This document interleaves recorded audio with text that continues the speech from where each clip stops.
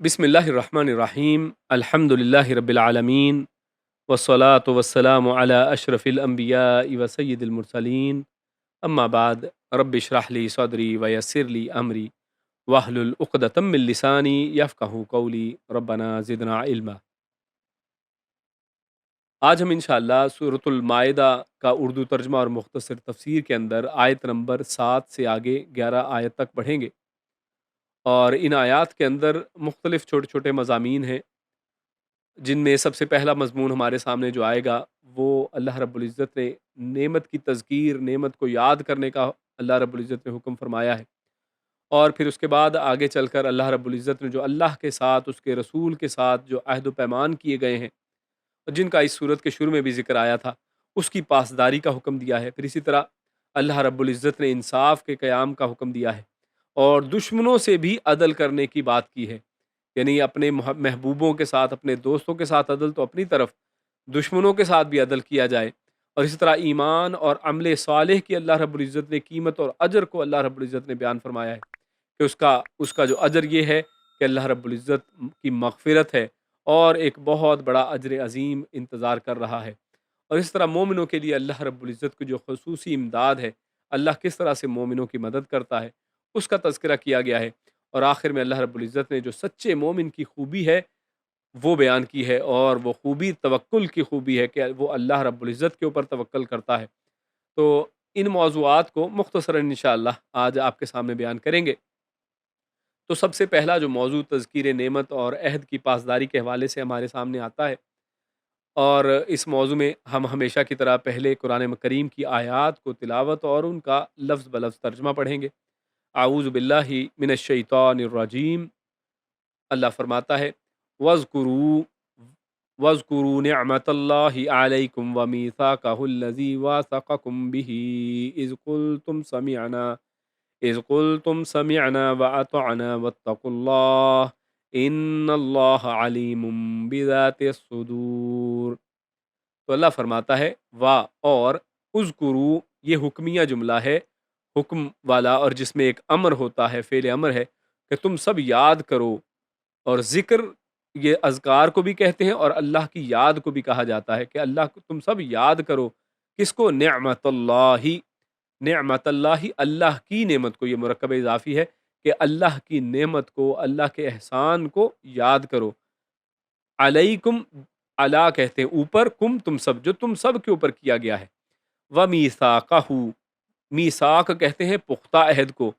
Who उसके साथ, यानी उसका, यानी अल्लाह रब्बुल इज़्ज़त के साथ जो तुमने पुख्ता अहद किया है उसको तुम याद करो, अल्लाह की नेमतों को याद करो। अल्लज़ी, और ये वो अहद है जो, अल्लज़ी वो जो, वासाक़कुम, यानी वासाका जिसको तुमने पुख्ता किया, बिही उसको, यानी जिसको तुमने, यानी अहद किया है जिसके साथ, उसको, इज़ कुल तुम, जब तुमने कहा, यानी किस अंदाज में, क्या कहकर तुमने उसको वादे को पक्का किया है। इज़ कुल तुम, जब तुम सब ने कहा, समिअना, कि हमने सुन लिया। समिअ, जैसे हम समी भी कहते हैं और नाम भी रखा जाता है समी, तो या सम और ताअत का लफ्ज़ भी बोला जाता है। तो सम का मतलब होता है सुनना, समिअना हम सब ने सुन लिया, व अताअना, और ये इताअत का लफ्ज़ हम उर्दू में भी बोलते हैं, ये वही लफ्ज़ है, व अताअना, और हमने मान लिया, हमने इताअत की, यानी हमने पैरवी की, यानी ना सिर्फ सुना नहीं बल्कि सुनने के बाद हमने उसको मान भी लिया। वत्तकुल्लाह, और इत्तकू, ये भी फ़ेल अमर है, हुक्मिया जुमला है कि तुम सब डरो, तुम सब परहेज़गारी, तकवा इख्तियार करो अल्लाह, अल्लाह का, यानी तुम सब अल्लाह से डर जाओ।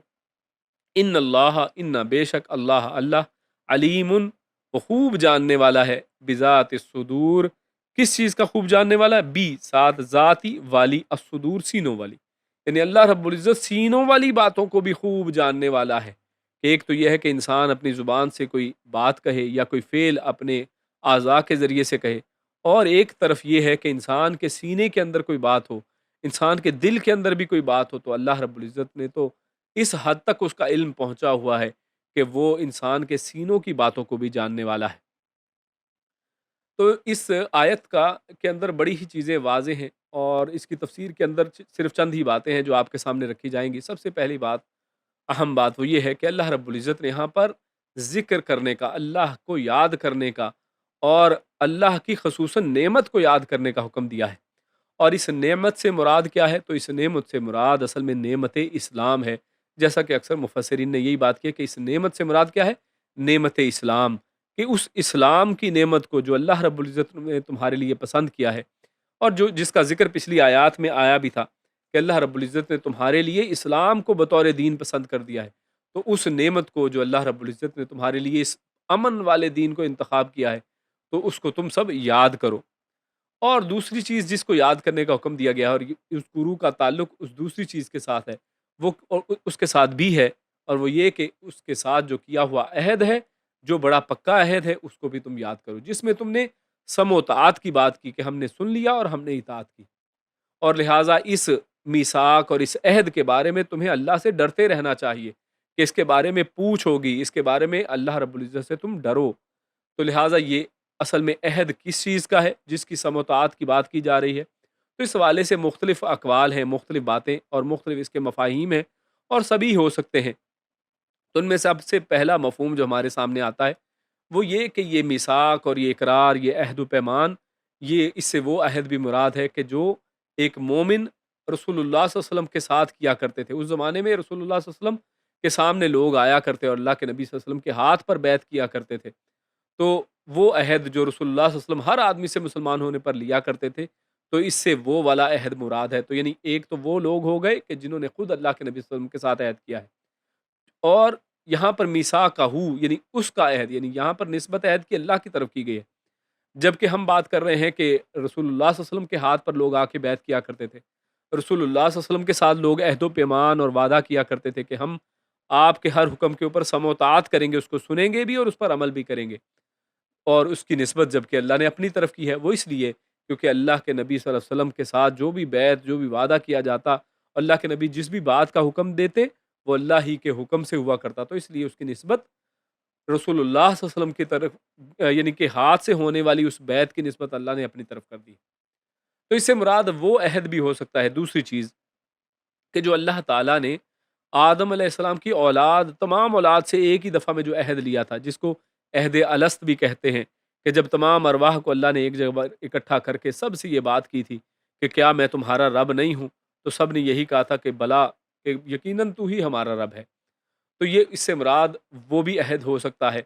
کہ جو انسانوں کی فطرت کے اندر سب نے وہ لے رکھا ہے، اور سب کی فطرت کے اندر ہے کہ اگر انسانوں کو چھوڑ دیا جائے کھلا کے، ان کے اوپر کوئی زور زبردستی نہ کی جائے، کسی طرح کی آلودگی ان کے عقائد میں نہ ڈالی جائے، تو ہر انسان فطرت سلیم پر پیدا ہوتا ہے،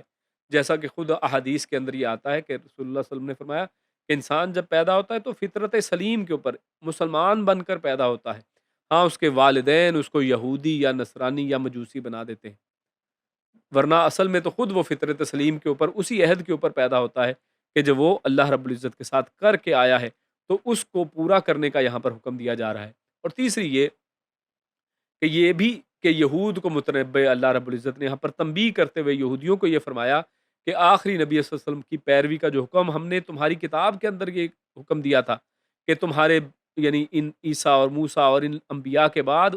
تمہارے پاس ایک نبی آنے والا ہے، وہ آخری نبی آنے والا ہے، اور تم نے ان کی پیروی کرنی ہے اور ان کی مدد اور نصرت کرنی ہے، تو وہ جو عہد تمہاری کتابوں کے ذریعے سے تمہارے انبیاء تم سے لے چکے ہیں، تو تم اس عہد کو پورا کرو، تو اس میں یہاں پر وہ بھی شامل ہے۔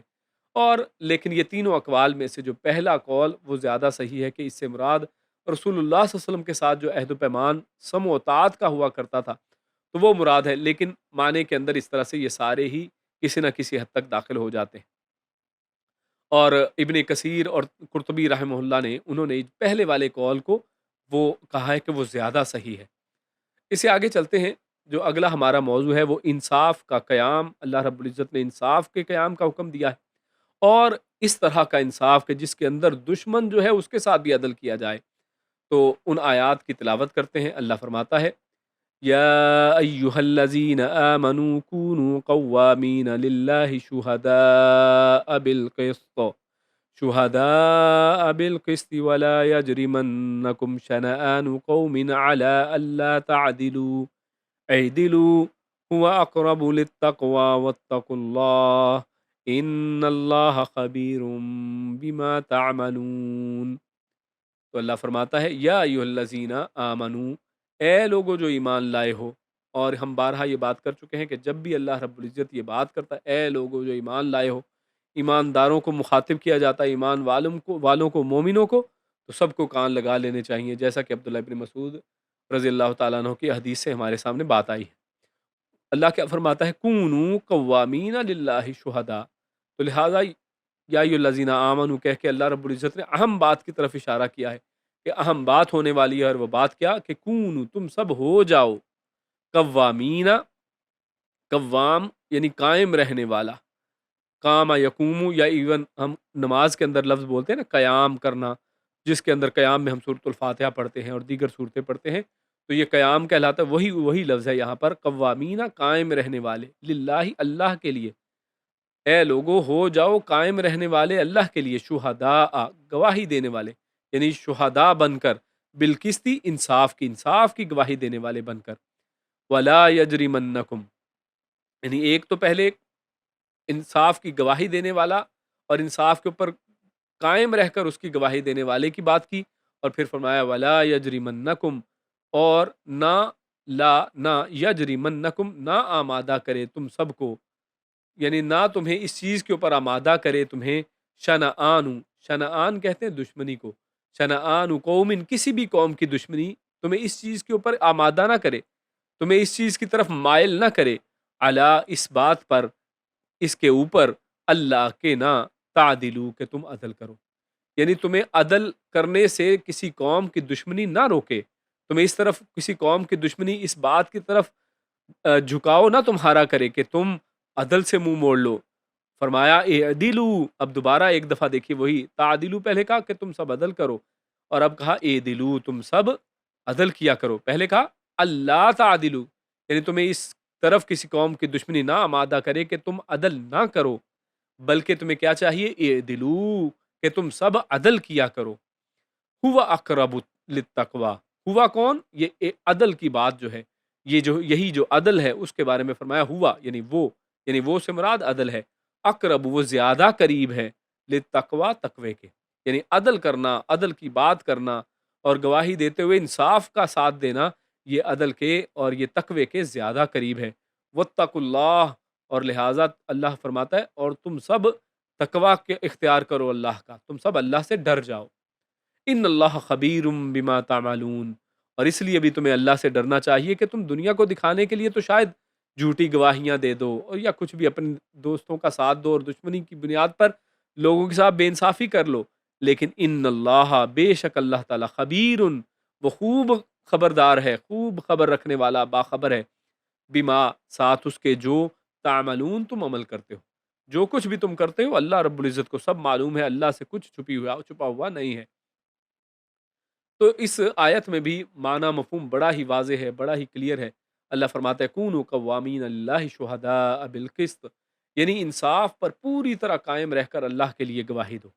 یعنی جب گواہی انسان دینے لگے تو اس وقت ذہن میں رکھے کہ میں انصاف کے اوپر قائم رہتے ہوئے یہ کام کروں گا. میرا جھکاؤ کسی کی محبت اور کسی کا پیار، کسی کی نفرت اس کی طرف نہیں ہوگا، اس کی وجہ سے انصاف کے اندر کوئی رکھنا نہیں پڑے گا، انصاف کے اندر کسی نہ کسی قسم کا کمپرومائز نہیں ہوگا، بلکہ انصاف ہوگا. اور کس لیے، وہ اللہ کے لیے ہوگا، اور اللہ کے لیے تم نے گواہی دینی ہے. گواہی کسی پیسے کی لالچ میں، کسی عہدے کی لالچ میں، یا کسی کا ساتھ اور کسی کی محبت اور نفرت کی لالچ میں نہیں ہوگی. اور ہم دیکھتے ہیں قرآن کریم کی آیات کا مطالعہ کریں تو ہمارے سامنے یہ بات آتی ہے کہ انسان جب بھی کبھی اگر انصاف سے منہ موڑتا ہے، کبھی اگر بے انصافی کی بات کرتا ہے، تو اس کے پیچھے دو ہی وجوہات ہو سکتی ہیں. ایک وجہ یہ کہ انسان کسی سے محبت کے چکر میں، کسی کی محبت کی وجہ سے، کسی کی دوستی کی وجہ سے انسان بے انصافی کے اوپر مجبور ہو جاتا ہے کہ ہاں اس کی دوستی ہے، اس وجہ سے آپ کو اس کا ساتھ دینا ہی پڑے گا، اور چاہے بے انصافی ہو رہی ہو. یا پھر کسی کی دشمنی کی بنیاد پر انسان بے انصافی کرتا ہے کہ یہ ہمارا دشمن ہے تو چاہے وہ حق پر ہی ہے لیکن ہمیں اس کے خلاف بات کرنی ہے. تو یہ دو ہی وجوہات ہوتی ہیں. اور اس سے پہلے ہم سورۃ النساء کی آیت نمبر 135 میں ہم قرآن کریم میں پڑھ آئے ہیں، اللہ فرماتا ہے یا ایھا الذین آمنوا کونوا قوامین بالقسط شہداء للہ. وہی الفاظ ہیں جو یہاں پر استعمال کیے گئے ہیں کہ تم اللہ کے لیے سچے یعنی انصاف کی گواہی دینے والے بن جاؤ. ولو علی انفسکم، چاہے وہ تمہاری اپنے جانوں کے خلاف ہی کیوں نہ ہو، یعنی چاہے وہ تمہارے اپنے خلاف جا رہی ہو، اول والدین والاقربین، چاہے وہ تمہارے والدین کے خلاف ہو رہی ہو، چاہے وہ تمہارے قریبی رشتہ داروں کے خلاف بات ہو رہی ہو، لیکن تمہیں انصاف کی بات کرنی ہے۔ تو وہاں پر اللہ رب العزت نے والدین کی اور رشتہ داروں کی اور اپنی جان کی بات کی ہے، کہ جس سے انسان بہت زیادہ محبت کرتا ہے، جن کی خاطر انسان بعض اوقات بے انصافی کی طرف مائل ہو جاتا ہے، قرابت داروں کی وجہ سے انسان بے انصافی کی طرف جھکاؤ کر دیتا ہے۔ جبکہ اس آیت کے اندر اللہ رب العزت نے دوسری سائیڈ کی بات کی ہے، کہ بعض اوقات انسان کسی قوم کی دشمنی میں، کسی قوم کی نفرت میں اور کسی قوم کی عداوت کی وجہ سے ان سے جو ہے بے انصافی کر بیٹھتا ہے، تو اللہ رب العزت نے دوسری چیز کو بھی ٹارگٹ کیا اور فرمایا کہ یہاں پر بھی تمہیں عدل کا حکم دیا گیا ہے، اعدلوا، تم سب کو حکم ہے یہ ہے کہ تم عدل کیا کرو، اور پہلے یہ فرمایا علی اللہ تعدلوا، کہ ایسا نہ ہو کہ ان کی دشمنی جو ہے تمہیں ان سے انصاف نہ کرنے کی طرف مائل کر دے۔ تو ایسا نہیں ہونا چاہیے کہ انصاف نہ کرو، بلکہ تم دشمنوں کے ساتھ بھی انصاف کرو، یعنی کتنا ہی بہترین یہ دین ہے، جس کے پیچھے ہم پچھلی آیت میں پڑھ آئے ہیں کہ جو اللہ کی اتنی بڑی نعمت ہے ہمارے اوپر، یہ دین اسلام، کہ جو ہمیں اتنے بہترین اخلاق سکھاتا ہے۔ کاش کہ یہ اخلاق ہمارے معاشرے کے اندر بھی آ جائیں، اور ہم سب جو آج معاشرہ جو ہے، اگر ہم اپنے پاکستان، انڈیا اور مسلمان معاشرے کا حال دیکھیں تو دوسروں کی بات کیا کریں، ہمارا اپنا معاشرہ بے انصافی کا گڑھ بن چکا ہے، جس کی وجہ سے ہمارے اوپر بے شمار قسم کے جو سختیاں اور عذابات یا جو بھی کہا جائے، یعنی ایسی سختیاں آج ہمارے اوپر آ چکے ہیں، جس کی وجہ ہماری خود اپنے اعمال ہیں، کیونکہ اللہ رب العزت نے قرآن میں فرمایا ہے کہ جو کچھ بھی انسان کے ساتھ ہوتا ہے بما کسبت ایدیہم، ان کی اپنی وجہ سے اپنی کمائی ہوا کرتی ہے، کہ انسان جو خود کرتا ہے وہی اس کے سامنے آتا ہے۔ تو خیر، اللہ رب العزت نے عدل و انصاف کا حکم دیا ہے، حتیٰ کہ وہ آپ کا دشمن ہی کیوں نہ ہو، یا پھر دوسری سائیڈ کے انسان کا وہ بڑا ہی محبوب ہی کیوں نہ ہو، انسان نہ باعث ہو اور نہ ہی کسی وجہ سے اس کے خلاف ہونے کی وجہ سے وہ عدل و انصاف سے ہاتھ دھو بیٹھے، بلکہ اعدلوا، عدل کرو، اور عدل کیوں کرے؟ فرمایا ہوا اقرب للتقوی، کہ انسان تقوی ہی تو چاہتا ہے، اللہ رب العزت کو انسان سے تقوی ہی تو چاہیے۔ آگے یہ حج کا موسم آنے والا ہے، اور حج کے دن آ رہے ہیں، اور قربانی کے دن آ رہے ہیں، اللہ رب العزت نے وہاں پر بھی یہی فرمایا ہے کہ اللہ کو ان گائے، بھینس، بکری کا نہ گوشت پہنچتا ہے، نہ ہی خون پہنچتا ہے، بلکہ اللہ کو کیا پہنچتا ہے؟ اللہ کو تمہارا تقوی پہنچتا ہے۔ تو اصل چیز ہی تقوی ہے، کہ جو اللہ رب العزت کو مطلوب ہے۔ تو یہ عدل اور انصاف کی بات جو ہے، ہوا اقرب للتقوی، یہ تقوی کے زیادہ قریب ہے۔ اور پھر فرمایا واتقوا اللہ، تمہیں چاہیے کہ تم تقوی اختیار کرو، سب ڈر جاؤ اللہ تعالیٰ سے۔ اور اگر انسان واقعی اللہ سے ڈرنے والا ہو جائے اور معاشرے کے اندر انصاف کا دور دورہ ہو جائے، تو پورا معاشرہ بہترین معاشرہ بن جاتا ہے۔ شاہ عبد القادر لکھتے ہیں رحمہ اللہ کہ اکثر کافروں نے مسلمانوں سے بڑی دشمنی کی تھی، اور جب وہ مسلمان ہوئے تو فرمایا کہ ان سے وہ دشمنی نہ نکالو، کہ اب یہ نہیں کہ اب وہ مسلمان ہو گئے ہیں تو ابھی بھی آپ اپنے دلوں کے اندر وہی دشمنی رکھو۔ اور ہر جگہ اللہ رب العزت نے اس لیے یہی حکم فرمایا، اور کہ حق بات میں دوست اور دشمن برابر ہے، کہ جب حق کی بات آئے، جب انصاف کی بات آئے، تو وہاں پر پھر دوست اور دشمن کی طرف نہ دیکھیں کہ میں نے کس کی سائڈ لینی ہے، بلکہ اب حق کی سائڈ لی جائے گی، حق کی بات کی جائے گی۔ اور آخر میں فرمایا ہوا اقرب للتقوی، یعنی انصاف کرنا تقوی کے زیادہ قریب ہے، جس پہ ہم پہلے بات کر چکے ہیں۔ اور یقیناً اللہ رب العزت خبیر بما تعملون، ان اللہ خبیر بما تعملون، کہ اللہ رب العزت جو کچھ بھی تم کرتے ہو، کہ تم نے انصاف کی بات واقعی کی ہے یا نہیں کی ہے، تم نے واقعی اللہ کا تقوی اختیار کیا ہے یا نہیں کیا ہے۔ اگر کوئی اور تمہیں نہیں بھی دیکھ رہا، اگر تم ڈنڈی مار رہے ہو، تم باعث ہو رہے ہو، اللہ رب العزت تو دیکھنے والا ہے، اللہ رب العزت کو ہر چیز کا علم ہے۔ اور پچھلی آیت میں تو فرما دیا کہ اللہ تو تمہارے دلوں کے اندر چھپی باتوں کو بھی جانتا ہے، جو ابھی تم منہوں پر نہیں لائے ہیں، زبان پر نہیں لائے ہو، اللہ دلوں کے اور سینوں کے رازوں کو بھی جانتا ہے۔ اس سے آگے ہم چلتے ہیں اگلے موضوع کی طرف۔ اللہ فرماتا ہے ایمان اور عمل صالح، اور اللہ رب العزت نے ایمان اور عمل صالح کو اکٹھا ذکر کیا ہے، پھر ان کا نتیجہ اور ان کا اجر جو ہے وہ اللہ رب العزت نے مغفرت اور اجر عظیم کو کو بیان فرمایا ہے۔ فرمایا وعد اللہ الذین آمنوا وعملوا الصالحات لهم مغفرة واجر عظیم والذین كفروا وكذبوا بآیاتنا اولئک اصحاب الجحیم۔ تو یہاں پر اللہ فرماتا ہے وعد اللہ، وعدہ اس نے وعدہ کیا، اللہ اللہ نے، یعنی وہ اللہ جو ہے اس نے وعدہ فرمایا ہے، الذین ان لوگوں سے جو یا وہ لوگ جو آمنو ایمان لائے، وعملوا الصالحات و اور عاملو ان سب نے عمل کیا، الصالحات نیک، یعنی اللہ رب العزت نے یہاں پر ایمان اور عمل صالح دونوں کو اکٹھا ذکر کیا ہے کہ وہ لوگ جو ایمان لائے اور جنہوں نے نیک اعمال کیے ان سب کے ساتھ اللہ رب العزت نے وعدہ فرمایا ہے، لہم مغفرتن، اور وعدہ کس چیز کا فرمایا اس کا ذکر فرما دیا، لہم، لا یہ مطلب لیے، ہم ان سب کے، یعنی ان سب کے لیے ہے مغفرتن، بخشش، ان سب کے لیے مغفرت ہے، ان سب کے لیے بخشش ہے، و اجر عظیم، اور ان سب کے لیے بہت بڑا اجر ہے۔ تو یہ اللہ رب العزت نے بخشش کا اجر، یعنی یہی بہت بڑا اجر ہے کہ قیامت والے دن، جس دن انسان کے پاس ایک ایک چھوٹی سے چھوٹی نیکی وہ انسان کے لیے بڑی قیمتی ہوگی، اور انسان جو گناہوں کا پتلا ہے، جس دن ایسے ایسے لوگ ہوں گے کہ حدیث میں آپ نے سن رکھا ہے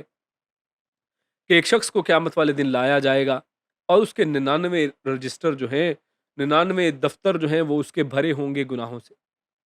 تو ایسی ایسی حالت میں انسان اس دن آنے والے ہیں، انسان جب اپنے اتنے زیادہ گناہوں کو دیکھے گا تو بالکل اس کے دل سے تو امید نکل جائے گی کہ اب میرا کیا ہونے والا ہے، یقیناً جہنم اب اس کا ٹھکانہ ہے۔ لیکن اللہ رب العزت دیکھیے کس طرح سے ایمان والوں کی اور نیک عمل کرنے والوں کی، اگر انسان نے خلوص نیت کے ساتھ شرک سے پاک ہو کے اپنے ایمان کو شرک کی آلودگی سے پاک رکھا ہے، اور جیسے بھی اس کو اللہ رب العزت نے توفیق دی نیک اعمال بھی کرتا رہا، تو اللہ رب العزت ان کے لیے پھر آخر میں کیا کرنے والا ہے، مغفرت کرنے والا ہے۔ مغفرت کیسے ہوگی کہ اس 99 رجسٹر والے کو کہا جائے گا ٹھہرو، رکو، ابھی تمہارا ایک کارڈ بھی ہے،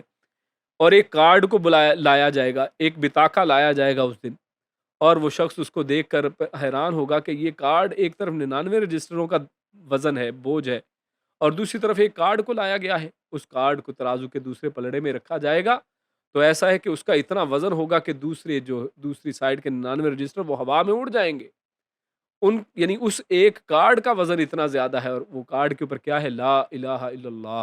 یہ لا الہ الا اللہ کی ویلیو ہے، یہ ایمان کی ویلیو ہے کہ صرف ایک اللہ کی عبادت کرنی ہے، اگر سجدہ کرنا ہے ایک اللہ کے سامنے کرنا ہے، اگر جھکنا ہے ایک اللہ کے سامنے جھکنا ہے، کسی کو حاجت روا مشکل کشا سمجھنا ہے ایک اللہ کو سمجھنا ہے، یہ ہے اس لا الہ الا اللہ کی طاقت، کہ اسے لا الہ الا اللہ کے اس کاغذ کو دوسری طرف رکھا جائے گا تو 99 جو گناہوں کے رجسٹر وہ کہیں دوسری طرف ہواؤں میں اڑ جائیں گے۔ تو یہ ہے اللہ کی مغفرت اور اجر عظیم جو اللہ رب العزت اس لا الہ کی بنیاد کے اوپر، اس ایمان کی بنیاد کے اوپر، اور جو اللہ رب العزت نے ارکان اسلام یعنی 5 جو اسلام کے بنیادی ارکان دیے ہیں کہ کم از کم تو انسان اس کرائٹیریا کو پورا کرے، یعنی یہ کم از کم مارکس ہیں کہ جن کے اوپر پورا ہونا انسان کے لیے ضروری ہے، کہ انسان نماز پڑھنے والا ہو، روزے رکھنے والا ہو، حج کی توفیق ہے تو حج کرنے والا ہو، اگر اللہ نے اتنا صاحب مال بنایا ہے، اس کو صاحب وسعت بنایا ہے، اور اس طرح رمضان کے روزے رکھنے والا ہو، زکوٰۃ ادا کرنے والا ہو، اور شہادتین کا اقرار کرنے والا ہے، تو یہ 5 چیزیں جس کے پاس ہیں، ایمان بھی اور جس کے اندر عمل صالح بھی ہیں، تو اس شخص کے لیے اللہ رب العزت نے مغفرت رکھی ہے اور بہت بڑا اجر رکھا ہے۔ اور یہاں پر دیکھیے اجر کو بیان نہیں کیا بلکہ اجر عظیم کہہ دیا ہے، اور یہ اجر کس کے پاس ہے، یہ اللہ کی طرف سے اس کو مل رہا ہے، اور اللہ نے اس بات کا وعدہ کیا ہے، تو اللہ رب العزت اپنے وعدے کے خلاف نہیں کرتا، تو یقیناً اللہ رب العزت یہ وعدہ پورا کرنے والا ہے، اور قیامت والے دن جو جنت میں چلے جائیں گے وہ کہیں گے کہ آج اللہ رب العزت جو ہم سے وعدہ کیا تھا ہم نے اس کو پورا ہوتے ہوئے دیکھ لیا ہے، یہ وعدہ یقیناً سچا وعدہ ہے۔ آگے اللہ فرماتا ہے والذین کفروا، اور الذین وہ لوگ جو کفروا ان سب نے کفر کیا، یعنی اب کافروں کی بات اس کے مقابلے میں کی جا رہی ہے، پہلے والذین آمنوا کی بات کی، الذین آمنوا وعملوا الصالحات، اب کفر کی بات ہے کہ وہ لوگ جنہوں نے کفر کیا، وکذبوا، اور انہوں نے جھٹلایا، یعنی نبی کی بات ان کے سامنے آیت بھی آیاتنا، ہماری آیتوں کو، ہماری نشانیوں کو، اللہ کی نشانیاں، اللہ کی آیات ان کے سامنے آتی تھی تو ان کو جھٹلاتے تھے، والذین کفروا وہ لوگ جنہوں نے کفر کیا، وکذبوا اور ان سب نے جھٹلایا، بھی آیاتنا ہماری آیتوں کو، اولئک اصحاب الجحیم، اولئک یہی وہ لوگ ہیں، یعنی دیکھیے اس اولئک کے اندر کتنا حسر ہے کہ یہی وہ لوگ ہیں، ان کے علاوہ کوئی اور ہے ہی نہیں، جو اصحاب الجحیم ہے، جو جہنم والے ہیں، اور یہاں پر غور کیجیے، یہ نہیں کہا کہ جو جہنم میں داخل ہونے والے ہیں، بلکہ کہا اصحاب الجحیم، صاحب کہتے ہیں ساتھی کو، یعنی یہ اصل میں صاحب ہے، یعنی بیوی کو صاحبہ کہا جاتا ہے، شوہر کو صاحب کہا جاتا ہے۔ اور یہاں پر ان لوگوں کو جو جہنمی ہونے والے ہیں، جنہوں نے کفر کیا، اللہ کی آیتوں کو جھٹلایا، ان کو کہا جا رہا ہے کہ یہ جہنم کے ساتھی ہیں، یعنی ہمیشہ ان دونوں کا ساتھ آپس میں رہے گا، یہ جہنم سے نکلنے والے نہیں ہیں۔ یہ وہ لوگ جنہوں نے کفر کیا ہے، اور کفر کا ایک معنی جو ہے انکار کرنا بھی ہے، اور اسی طرح ناشکری کرنا بھی کفر ہے۔ تو لہٰذا یہ کفر کرنا اللہ کی آیات کو، اللہ کے قرآن کو، رسول اللہ صلی اللہ علیہ وسلم کی احادیث کو، رسول اللہ صلی اللہ علیہ وسلم کے فرامین کو دیکھ کر اور اللہ کی آیات کو دیکھ کر ان کا مذاق اڑانا، اور ان کے اوپر جو ہے ان کے اوپر عمل نہ کرنا، ان کی بلکہ تکذیب کرنا، ان کو جھٹلانا، یہ سب جو ہے یہ کفر کی باتیں ہیں، اور اللہ رب العزت نے ایسے لوگوں کے لیے جہنم تیار کی ہے۔ اس کے بعد اگلا موضوع جو ہمارے سامنے ہے وہ مومنوں کے لیے اللہ کی خصوصی مدد کے حوالے سے ہے، کہ اللہ رب العزت کی خاص مدد مومنوں کے لیے ہوا کرتی ہے، اور جو سچے مومن ہیں وہ تو ہمیشہ اللہ ہی کے اوپر توکل کرتے ہیں۔ تو اللہ فرماتا ہے، یا ایھا الذین آمنوا اذکروا نعمت اللہ علیکم اذ ہم قوم ان یبسطوا الیکم ایدیہم فکف ایدیہم عنکم واتقوا اللہ وعلی اللہ فلیتوکل المؤمنون۔ اللہ فرماتا ہے، یا ایھا الذین آمنوا، اے لوگو جو ایمان لائے ہو، اذکرو، یہاں پر بھی دیکھیے شروع وہی ہے، یا ایھا الذین آمنوا، یعنی خاص بات کی جا رہی ہے، اس لیے مومنوں کو مخاطب کیا جا رہا ہے۔ مومنوں کو چاہیے کہ الرٹ ہو جائے، غور سے بات سنیں۔ فرمایا اذکرو، تم سب ذکر کرو، نعمت اللہ علیکم، تمہارے اوپر جو اللہ کی نعمت ہے۔ یہ بات پہلے بھی یہی اسی انداز میں گزر چکی ہے، اور آگے لیکن اب بات مختلف ہو رہی ہے۔ وہ کیا؟ کہ اس نعمت کا اب یہاں پر ایک خاص احسان کی اللہ بات کر رہا ہے۔ پہلے تو نعمت سے مراد نعمت اسلام تھی، لیکن یہاں پر اب خصوصی احسان کی بات کی جا رہی ہے۔ کیا؟ کون سی نعمت کو یاد کرنا ہے؟ اس جب ہما ارادہ کیا، قوم ایک قوم نے، ان کے یبسطو کہ وہ سب بڑھائیں، الیکم تمہاری طرف، ایدیہم اپنے ہاتھوں کو، یعنی ایک قوم نے، یعنی کفار کی طرف سے یہ ارادہ کیا گیا کہ وہ تمہاری طرف اپنا ہاتھ بڑھائیں، یعنی تمہارے اوپر حملہ کرنے کی کوشش کریں، تمہیں نقصان پہنچانے کی کوشش کریں۔ فکفا، تو پھر کفا کہتے ہیں اسی ہتھے، یعنی ہاتھ سے کلائی سے پکڑ لینا، تو روک دیا، کف کر دیا، روک دیا اس نے، ایدیہم ان کے ہاتھوں کو، عنکم تم سے، یعنی اللہ رب العزت نے، یعنی کس نے روکا؟ اللہ رب العزت نے ان کے ہاتھوں کو روک دیا تمہارے اوپر پہنچنے سے۔ واتقوا اللہ، تو پھر وہی حکم دیا جا رہا ہے جو بار بار پچھلی آیات میں آ رہا ہے، کہ لہٰذا تمہیں کیا چاہیے کہ واتقوا اللہ، تم سب ڈر جاؤ اللہ سے، کیونکہ اللہ رب العزت ہی سب کام کرنے والے ہیں، لہٰذا اللہ ہی سے ڈرنے کا حق بنتا ہے۔ وعلی اللہ فلیتوکل المؤمنون، کہ تم اللہ سے ڈر جاؤ، اور کیوں ڈرو؟ کیونکہ جو مومن ہیں وہ اللہ ہی کے اوپر بھروسہ کرتے ہیں، اور علی اللہ، اللہ ہی پر، فلیتوکل، یعنی یقین، پس، یعنی یہ ہینس، یہ ایک کسی چیز کے اوپر حتمی جو بات کی جا رہی ہے اس انداز میں بتایا جا رہا ہے۔ فل، تو چاہیے کہ یتوکل، توکل کریں، بھروسہ کریں، المؤمنون، مومن جو سب ہیں وہ اللہ ہی پر بھروسہ کریں۔ تو یہاں پر اللہ رب العزت نے جو بات کی ہے وہ ہے، جہاں سے آغاز کیا ایک اہم بات سے، یا ایھا الذین آمنوا کہہ کر اس کا آغاز کیا، اور پھر فرمایا اذکروا نعمت اللہ علیکم، اور جیسے میں نے پہلے بات کی کہ سیم آیت پہلے گزر چکی ہے، لیکن وہاں پر اس سے مراد، نعمت سے مراد ایک جنیرک بات کی گئی کہ اسلام کی نعمت کو تم یاد کرو جو اللہ رب العزت نے تم پر احسان کیا ہے، لیکن یہاں پر ایک خصوصی نام کا اللہ رب العزت نے ذکر کیا ہے، جیسا کہ رازی نے اسی طرح سے لکھا ہے، اور اس کی شان نزول میں کہ یہ کون سی نعمتیں ہیں۔ تو اس نعمت جس کا احسان کی بات اللہ کر رہے ہیں، اور تفصیل تو خیر اللہ رب العزت نے اس آیت میں ایک انداز سے بیان کر دی، وہ یہ کہ جب بھی تمہارے اوپر کسی بھی کافر قوم نے تمہارے اوپر ہاتھ بڑھانے کی کوشش کی، تم پر حملہ کرنے کی کوشش کی، یا تمہیں کسی قسم کا نقصان پہنچانے کی کوشش کی، تو اللہ کی نعمت کیا ہوئی کہ اللہ نے تم سب کو ان کے اس شر سے بچا لیا، اور ان کے حملوں سے بچا لیا، اور اللہ نے ان کے ہاتھوں کو پکڑ لیا، لہٰذا تمہیں اللہ سے ڈرنا چاہیے۔ تو یہ جو جس انداز میں اللہ رب العزت نے مدد کی ہے، احسان کیا ہے مسلمانوں کو، ہمیشہ تمام مسلمانوں کو اللہ رب العزت نے کافروں کی سازشوں سے محفوظ رکھا ہے کسی نہ کسی انداز میں۔ تو اس حوالے سے اس کے پس منظر میں مختلف واقعات آتے ہیں، تو جن میں سے ایک واقعہ معروف ہے کہ جابر رضی اللہ تعالیٰ عنہ وہ بیان کرتے ہیں کہ ایک جنگ کا سفر تھا جس میں وہ بھی رسول اللہ صلی اللہ علیہ وسلم کے ساتھ تھے، اور یہ ایک غزوہ جو غزوہ ذات الرقاع کے نام سے معروف ہے، تو اس جنگ میں یہ جابر بن عبداللہ رضی اللہ تعالیٰ عنہ جو ہے یہ بھی ساتھ تھے۔ تو آپ صلی اللہ علیہ وسلم کے ساتھ اس سفر میں جا رہے تھے، جب واپسی ہوئی تو دوپہر کے آرام کا وقت ایک ایسی وادی میں آیا کہ جہاں پر جو ہے بہت سے خاردار جو ہے یعنی کانٹوں والے درخت تھے۔ رسول اللہ صلی اللہ علیہ وسلم ایک کیکر کے درخت کے نیچے اترے۔ یہ کیکر کا درخت آپ کو پتہ ہے کانٹوں والا درخت ہوا کرتا ہے اور کم ہی چھاؤں ہوتی ہے۔ خیر کیکر کے ایک درخت کے نیچے اترے اور اپنی تلوار اس درخت کے ساتھ لٹکا دی۔ جابر رضی اللہ تعالیٰ عنہ کہتے ہیں کہ ہم تھوڑی دیر ہی سوئے تھے، سب اسی انداز میں، یعنی سب اپنے اپنے درخت ایک ایک ڈھونڈا، کسی نے تھوڑا بہت سایہ اور لیٹ گئے۔ ابھی تھوڑی دیر ہوئی تھی کہ رسول اللہ صلی اللہ علیہ وسلم نے ہمیں بلایا، یعنی آواز آئی رسول اللہ صلی اللہ علیہ وسلم کی طرف، سب لوگ آ گئے، جمع ہو گئے۔ ہم آپ کے پاس آئے تو آپ کے پاس ایک بدوی بیٹھا ہوا تھا، یعنی بدوی یعنی دشمن کی قوم کا ایک بدو جو تھا، ایک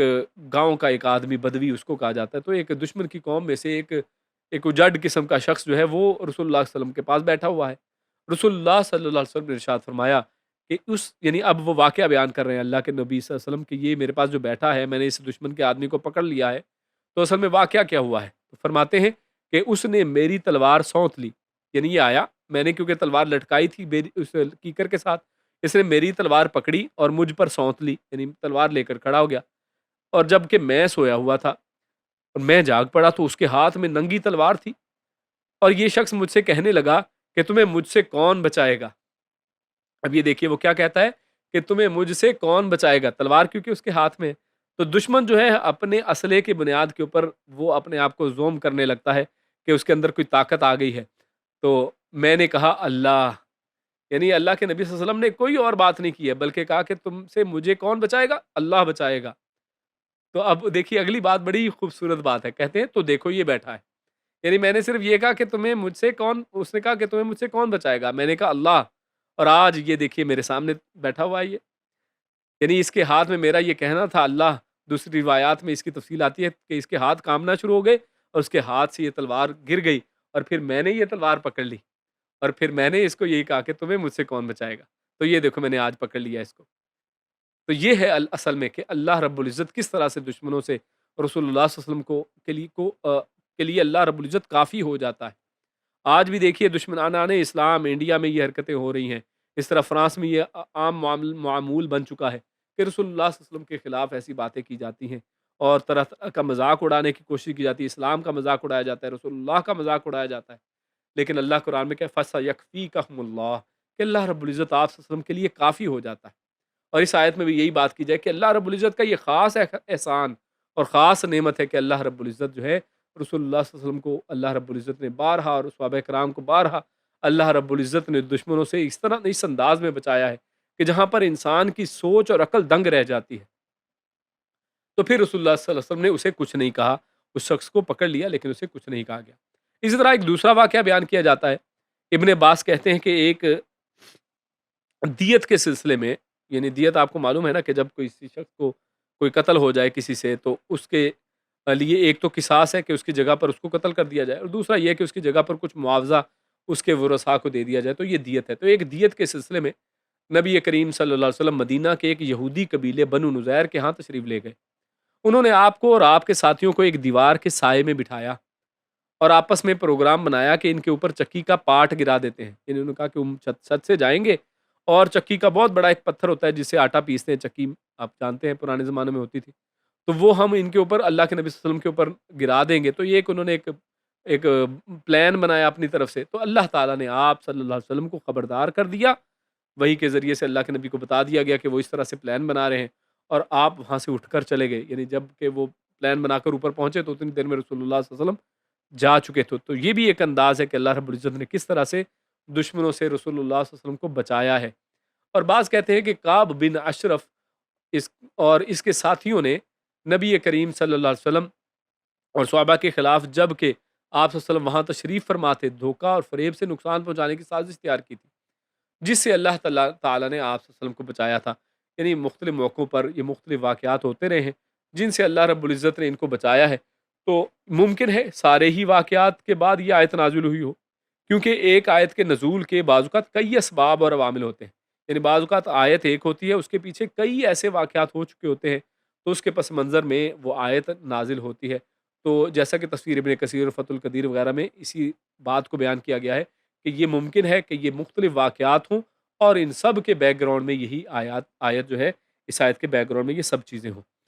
اور آگے اللہ نے آخر میں جو بات فرمائی وَعَلَى اللَّهِ فَلْيَتَوَكَّلِ الْمُؤْمِنُونَ، تو یہاں پر اللہ رب العزت نے مومنوں کی ایک بہت بڑی صفت بیان کی ہے کہ ایمان والوں کی صفت جن کو اللہ رب العزت اس انداز میں بچاتا ہے، جن کی اللہ رب العزت اس انداز میں مدد کرتا ہے، جس کی ہم نے کچھ مثالیں اوپر پڑھی ہیں کہ اللہ رب العزت غیبی امداد ان کے لیے کر دیتا ہے، تو یہ کیسے لوگ ہوتے ہیں؟ وَعَلَى اللَّهِ فَلْيَتَوَكَّلِ الْمُؤْمِنُونَ، تو یہ مومن ایسے ہوتے ہیں کہ جو اللہ ہی پر بھروسہ کرتے ہیں۔ اور اس میں یہ بڑا اہم ہے، یہ جملے کی کنسٹرکشن جو عربی زبان جانتے ہیں وہ سمجھتے ہیں اس بات کو کہ یہ شروع میں اللہ جو ہے اس کو شروع میں لے آیا گیا ہے جملے کے، تو اللہ کو شروع میں لا کر یعنی جار مجرور کو جب شروع میں لایا جاتا ہے کسی بھی جملہ اسمیہ کے اندر، تو اس میں جملے اسمیہ کے اندر پہلے ہی بہت زیادہ ایمفیسس ہوتا ہے، یعنی پہلے ہی جملہ اسمیہ جو ہے وہ جملہ فعلیہ سے تاکید میں زیادہ ہوتا ہے، تو جملہ اسمیہ کے شروع میں اگر جار مجرور کو لے آیا جائے تو اس سے اور زیادہ تاکید اور تخصیص پیدا ہو جاتی ہے، یعنی اللہ ہی پر جو ہم معنی کر رہے ہیں نا وہ کیوں آ رہا ہے، ورنہ تو سمپل معنی اللہ اللہ کے اوپر، لیکن ہم کہہ رہے ہیں اللہ ہی پر، تو اصل میں اس وجہ سے کیونکہ اللہ شروع میں آ گیا ہے اور فل یتوکل بعد میں آیا ہے، تو لہٰذا اس کو شروع میں لا کر یہ اس جملے کے اندر ایک انتہائی تاکید اور تخصیص پیدا کر دی گئی ہے کہ مومنوں کی تو یہ صفت ہے کہ وہ اللہ ہی پر بھروسہ کرتے ہیں، وہ اللہ کے علاوہ کسی پر بھروسہ نہیں کرتے ہیں، ان کی امید، ان کی نگاہیں، ان کی دعائیں، ان کے ہاتھ وہ ہمیشہ صرف ایک اللہ کے لیے جھکتے ہیں، ایک اللہ کی طرف اٹھتے ہیں، وہ اللہ رب العزت کے علاوہ کسی سے کوئی امید نہیں باندھتے ہیں، اور جب یہ کسی شخص کا کسی مومن کا یہ معاملہ ہو جاتا ہے تو وہ اصل میں صحیح مومن بن جاتا ہے، اور وہی یہ وہ مومن ہوتا ہے کہ جس کو لا خوف علیہم ولا هم یحزنون، کہ جن کو کوئی خوف نہیں ہوتا، جو اصل میں ولی کی ڈیفینیشن ہے، تو وہاں تک وہ اصل میں پہنچ جاتا ہے، کیوں؟ کیونکہ اللہ کے ساتھ وہ اس کا تعلق اتنا بہترین ہو گیا ہے، اللہ کے اوپر بھروسہ اس کا اس قدر ہو گیا ہے کہ جو اللہ کا واقعی حق تھا اس نے وہ ادا کر دیا ہے، اللہ رب العزت کا حق تھا کہ اس کے اوپر بھروسہ کیا جائے، اسی کے اوپر اپنی امیدیں باندھی جائیں اور اس کے ساتھ جو وعدے کیے گئے ہیں ان کو سچا جانا جائے، تو صحابہ کرام کی یہ صفات اور مومنوں کی اور خصوصاً صحابہ کرام کے اندر یہ صفت پائی جاتی تھی۔ اللہ رب العزت سے دعا ہے کہ اللہ رب العزت ہم سب کو بھی مومنوں کے اندر اور پکے سچے مومنوں میں شامل کرے، اللہ رب العزت ہم سب کو بھی ایسے لوگوں میں شامل کرے جو صرف ایک اللہ کے اوپر توکل کرنے والے، جو صرف ایک اللہ سے ڈرنے والے ہیں، اور اللہ رب العزت ہم سب کو پوری امت مسلمہ کو ان کی امداد کرے، ان کی غیبی مدد فرمائے، اور آج امت جن مشکلات کا سامنا کر رہی ہے اللہ رب العزت سب کو ان سے نجات عطا فرمائے، اللہ رب العزت ہم سب کو نیک عمل اور اچھی سمجھ کی توفیق عطا فرمائے۔ سبحان ربک رب العزت عما یصفون وسلام علی المرسلین والحمد للہ رب العالمین۔ جزاکم اللہ خیر وبارک اللہ فیکم، سبحانک اللہم وبحمدک اشہد ان لا الہ الا انت استغفرک واتوب الیک۔ السلام علیکم ورحمۃ اللہ وبرکاتہ۔